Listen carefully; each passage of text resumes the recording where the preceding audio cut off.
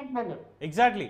అయితే ఒకసారి పేర్లు చూద్దాం. అంటే మొత్తం ప్రజలందరి నోట్లో నానుతున్నటువంటి పేర్లే PSR Anjaneyulu intelligence, Sunil Kumar CID, Sanjay CID, Kanthirana Tata IPS, Kolli Raghurama Reddy ఇంటెలిజెన్స్కి సంబంధించి, అలాగే సిఐడి కూడా, అలాగే అమ్మిరెడ్డి, విజయరావు, విశాల్ గున్ని. ఈ పేరు ఇందులో ఉంది అంటే మాత్రం నేను చాలా షాక్ అయ్యాను. ఫస్ట్ విశాల్ గున్ని అనేటువంటి ఎస్పీ గారికి సంబంధించి, తర్వాత రవిశంకర్ రెడ్డి, రిషాంత్ రెడ్డి, రఘువీరారెడ్డి, పరమేశ్వర్ రెడ్డి, జాషువా, కృష్ణకాంత్ పటేల్. ఈ 16 పేర్లు. ఏమండి, మనం ఇక్కడ ఆర్పి ఠాగూర్ నుంచి ప్రత్యేకంగా చెప్పుకుందామా? అంటే ఆ ప్రభుత్వంలోనే ఉన్నారు, ఈ ప్రభుత్వంలోనే ఉన్నారు. ఇక్కడ రాజకీయ నాయకుల మాదిరిగా ఐఏఎస్ ఐపీఎస్లు మారినప్పుడే ఈ సమస్య వస్తుంది.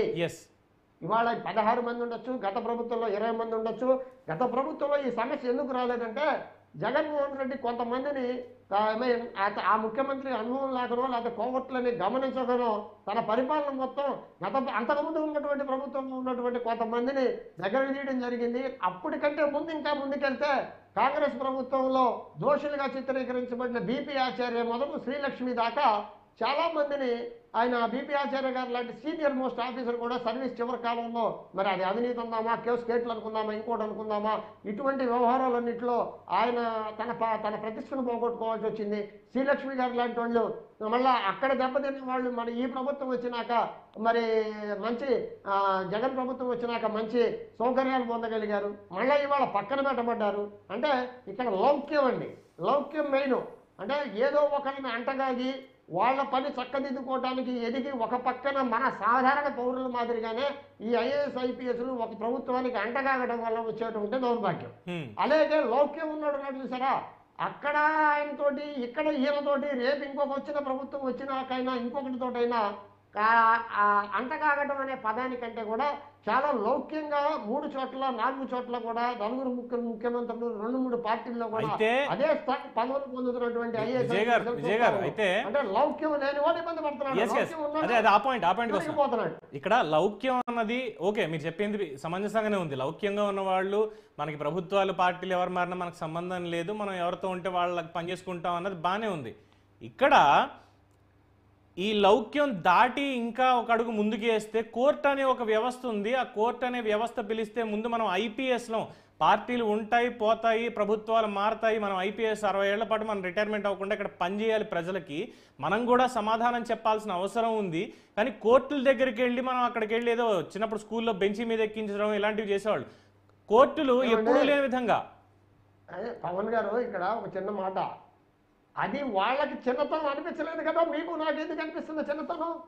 ఎగ్జాక్ట్లీ సార్, మనకి అనుకోవాలి. ఎందుకంటే మనం వాళ్ళని ఇన్స్పిరేషన్ తీసుకుంటున్నాం కదా. అది వాళ్ళకి చిన్నతనం అనిపించుకోవట్లేదు అంటే తన హోదాని వాళ్లే తాకట్టు పెట్టుకున్నారు రాజకీయ నాయకుడికి. అది ఈ ప్రభుత్వం ఆ ప్రభుత్వం అనేది రాజకీయాలు పక్కన పెడదాం. కానీ అప్పుడు భవిష్యత్ తరాలు ఎలాగా, భవిష్యత్ తరాలు తమ పొజిషన్ వాళ్ళే చెడగొట్టుకున్నారు. ఇప్పుడు వీళ్ళు ఇలా చేయడం వల్ల కాదు రాజకీయ నాయకుడు చెప్పినటువంటి పని చేయాలి.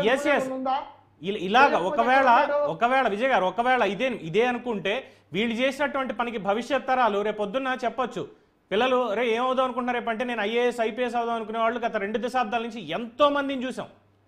అయిన వాళ్ళు కూడా ఉన్నారు, నా స్నేహితులు ఉన్నారు, మీకు తెలిసిన వాళ్ళు ఎంతో మంది ఉంటారు. రేపన్న రోజున ఈ 5 ఏళ్లలో లేదు ఈ 10 ఏళ్లలో ఈ దశాబ్ద కాలంలో ఐఏఎస్ ఐపీఎస్ వ్యవస్థ మీద ఇటు ప్రజల్లో కానీ అటు న్యాయ వ్యవస్థలో కానీ మొత్తం అంతా రిమార్కే ఉంది. కేవలం రాజకీయాన్ని వంట పట్టించుకొని వీళ్ళు ఇలా చేశారే, ఇలాగ చెయ్యాలా, ఇలాంటివి మాకొద్దు అనుకుంటే రేపన్న రోజు ఒక పటిష్టమైనటువంటి వ్యవస్థలోకి పవర్ఫుల్ ఆఫీసర్లు మనకి ఎక్కడ దొరుకుతారు? ఈ మాట నేనంటలేదండి. రీసెంట్ గా revenue secretary senior most IAS officer Sisodia గారే అన్నారు. అంటే ఒక మాట అంటే గతంలో ఉన్నటువంటి ఐఏఎస్ వ్యవస్థ గతంలో ఐఏఎస్ రాజకీయ నాయకుడు గతంలో మనం పాత రోజులు చూసుకుంటే తన ఆస్తులన్నీ రాజకీయం చేశారు. లండన్లో ఉన్న వేరే చోట్ల బారిస్టరు పెద్ద చదువులు చదివచ్చి తమ ఆస్తులన్నీ రాజకీయాలు చేసిన తరానికి ఐఏఎస్ ఆఫీసర్లు మార్గదర్శకంగా ఉన్నారు. పూరి గుడిసెల్లోంచి గవర్నమెంట్ స్కూల్లో చదువుకొచ్చిన వాళ్ళు. ఇవాళ వచ్చేవాడు కార్పొరేట్ స్కూల్ నుంచి వస్తున్నాడు, ఏసీ రూమ్ లో చదువుకుంటున్నాడు, ఐఏఎస్ అకాడమీలో ట్రైన్ అవుతున్నాడు, బట్టి కొడుతున్నాడు, మార్కులు తెచ్చుకుంటున్నాడు, వస్తున్నాడు.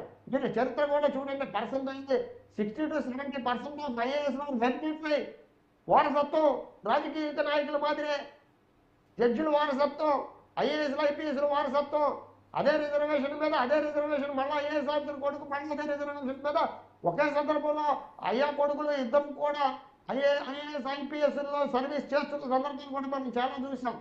అంటే అది ఇంట్రెస్ట్ ఉండి వచ్చే వాళ్ళు ఉంటారు. మీరు వారసత్వం అన్న దానికి ఒప్పుకుంటా, సోషల్ సైన్సెస్ డెఫినెట్ గా ఒప్పుకుంటా. వారసత్వం అన్న మాటకి చదువుకునేటప్పుడు లేదు, ఇవాళ చదువులో సోషల్ సైన్సెస్ లేదు, కానీ ఐఏఎస్ అకాడమీలో ఉండేదే, ఐఏఎస్ ఎగ్జామ్లో ఉండేదే, ఐపీఎస్ ఎగ్జామ్లో ఉండేదే బేసిక్ సోషల్ కమ్యూనిటీ కాన్సెప్ట్లో ఉన్నటువంటి ఎడ్యుకేషన్. ఇదంతా బట్టి చదువు వచ్చి ఇన్ని మార్కులతో ఇన్ని ర్యాంక్ వచ్చింది అన్నాడే కానీ మహా అయితే 2-3 సంవత్సరాలు కూడా ఎవడు కరప్షన్ లేకుండా ఉండలేదు. ఇవాళ వ్యవస్థలో ఉన్న లోపాన్ని మీరు ఇందాక కోర్టులు అన్నారు.